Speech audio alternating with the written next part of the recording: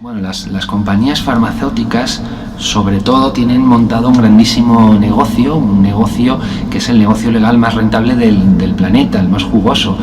Para hacernos una idea de porcentajes o de cifras de negocio, estamos hablando de un 16-18% neto de beneficios al año. Es el porcentaje más alto de cualquier sector. El sector bancario, que tanta fama de usura tiene, por ejemplo, pues solo gana un 15% de beneficio neto, y empresas con tan mala fama y tan cuestionadas como McDonald's o como Coca-Cola ganan entre un 3 y un 4%, para que nos hagamos una idea del gran negocio que ha montado con la salud y la enfermedad de las personas la industria farmacéutica.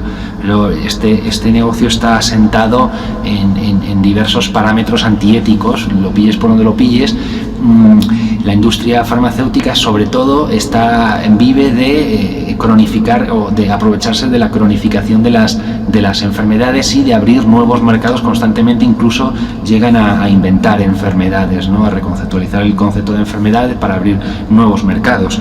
Hay un mito muy grande en torno a eso, ¿no? Las grandes empresas multinacionales presumen, lo veréis frecuentemente en los medios de comunicación, de que descubrir un fármaco nuevo les cuesta de media $800 millones, pero ya se ha publicado mucho sobre que esa cifra está muy abultada por economistas financiados por la industria farmacéutica, digamos, para llorar, entre comillas, ¿no? Luego de pobrecitos nosotros que fijar lo que nos gastamos en descubrir un nuevo fármaco.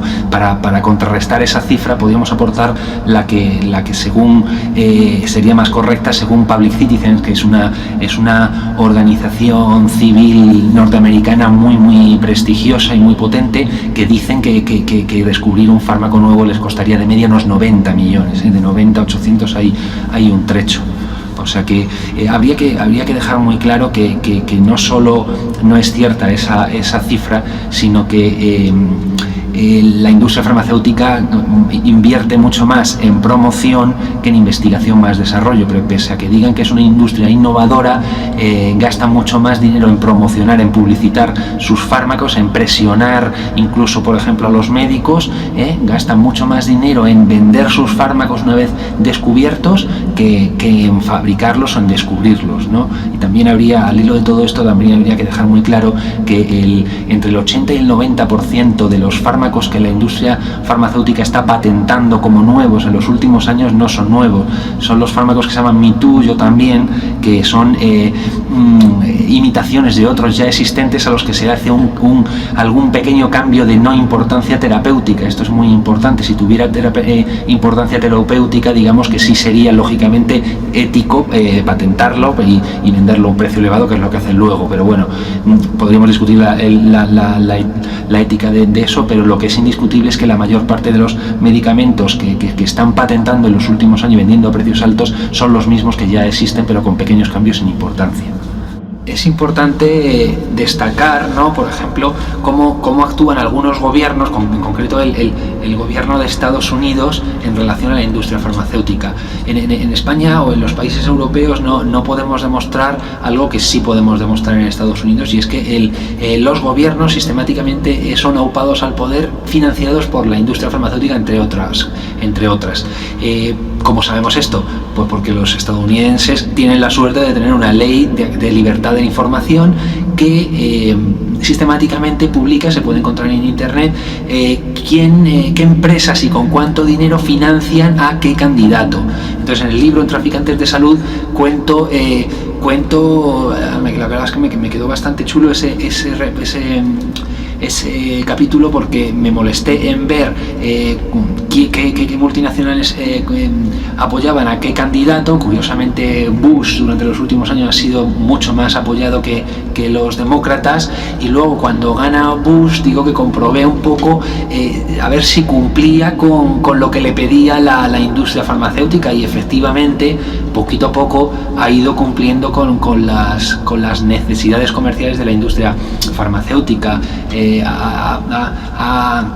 ha rebajado la asistencia pública, el dinero de la asistencia pública para pobres y ancianos, que es un poco la seguridad social de allí, y por ejemplo presiona muchísimo en las instituciones capitalistas internacionales como la Organización Mundial de Comercio, actúa como delegado comercial de las multinacionales farmacéuticas de su país, presionando a los gobiernos para que abran sus mercados a las patentes, a los fármacos de patentes de estos laboratorios que la han financiado. Y también dedico un capítulo entero al caso de Colombia, que va muy ligado a esto, ¿no? Cómo a través del plan Colombia, o a cambio del plan Colombia, plan supuestamente que es una inyección de dinero para acabar con la guerrilla, con el terrorismo en Colombia, a cambio de ello, la contraprestación que se le exigió, con la que se chantajeó al gobierno colombiano, era con que abriera su mercado a las patentes de los laboratorios estadounidenses, ¿sabes?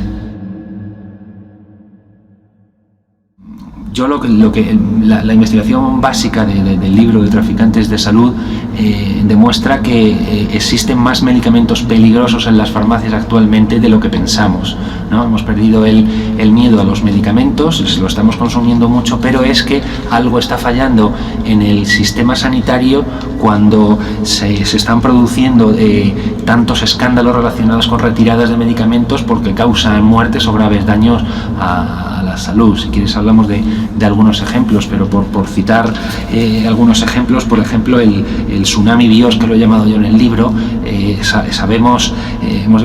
se ha descubierto con el tiempo que Merck, la multinacional que fabricaba el medicamento Vioxx, una superaspirina para la artrosis, pues conocía desde hacía muchos años que provocaba infartos de corazón y cerebrales, y ocultó estos estudios a la FDA, que es la mayor institución del mundo en el control de la seguridad y eficacia de los fármacos.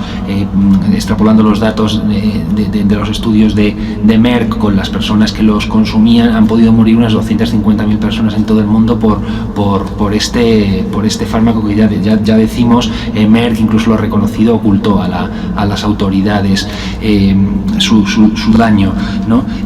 Antes de seguir con otros ejemplos, sí habría que plantearse, ¿no? qué tipo de autoridades sanitarias o agencias de medicamentos tenemos, ¿no? Porque la propia FDA, que no se enteró de eso y que en otros escándalos de alguna manera mira para otro lado, está financiada al 70% por los laboratorios directamente. Y en España, pues, por ejemplo, la Agencia Española de Medicamentos tarda sospechosamente mucho a veces en retirar fármacos que en otros países se han retirado. Por ejemplo, cuando retiró una sustancia llamada fenilpropanolamina la FDA, porque provocaba infartos cerebrales, pues en España se tardó mucho más en reaccionar, ¿no? Entonces no se entiende muy bien por qué por qué no trabajan al unísono todas las agencias del medicamento del mundo, ¿no? Por seguir un poco con esa corrupción o esa falta de interés por los ciudadanos de estas instituciones de control de medicamentos públicas, hay que recordar, por meternos con otra agencia de medicamentos, en este caso la europea, la EMEA, que, por ejemplo, la EMEA aprueba los medicamentos y concede licencias de la siguiente manera. La multinacional de turno pide una licencia, por ejemplo, el caso real que ha pedido ahora Eli Lilly de Prozac, que es Ender Prozac, a los niños menores de 18 años, y lo que hace la EMEA es que los estudios que tiene sobre Prozac y sobre sus bondades para los menores de 18 años, elaborados por la compañía, los revisa, pero no los revisa de una manera con estudios independientes, sino que simplemente revisa la documentación que le entrega la multinacional. Digamos que es una manera un poco, como mínimo, antiética, ¿no? Fiarse de entidades, de compañías privadas que lo que miran primero es su lucro antes que la salud de las personas, es cuando menos, muy arriesgado. Y esas autoridades además conocen los escándalos que están aflorando casi semana tras semana durante los últimos años, ¿no?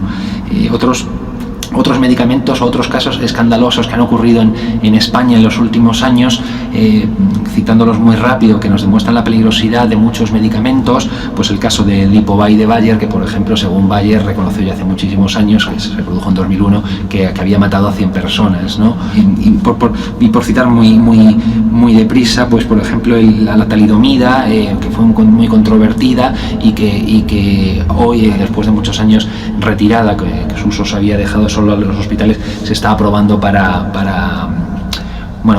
cáncer de hueso, mieloma múltiple, creo que se llama, pero bueno, es un medicamento muy peligroso y muy polémico.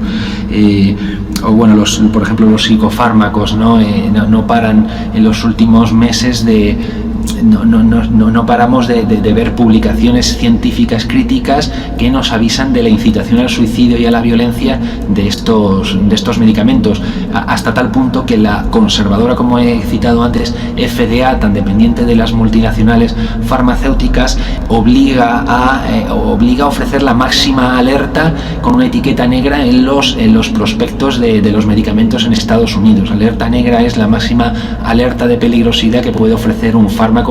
Ante lo siguiente ya sería su retirada.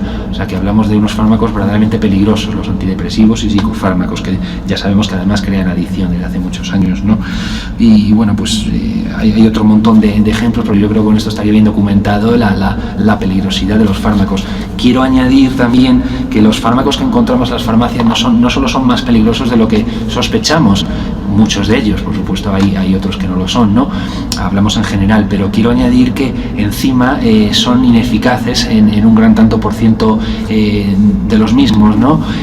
Por ejemplo, ¿cómo sabemos eso? Bueno, ha habido exdirectivos de por ejemplo, GlaxoSmithKline, GSK, la segunda multinacional más potente del mundo, que recuerdo el caso de Alain Ross, él declaró que el 90% de las medicinas que encontramos en las farmacias solo son efectivas entre el 30 y el 50% de las personas.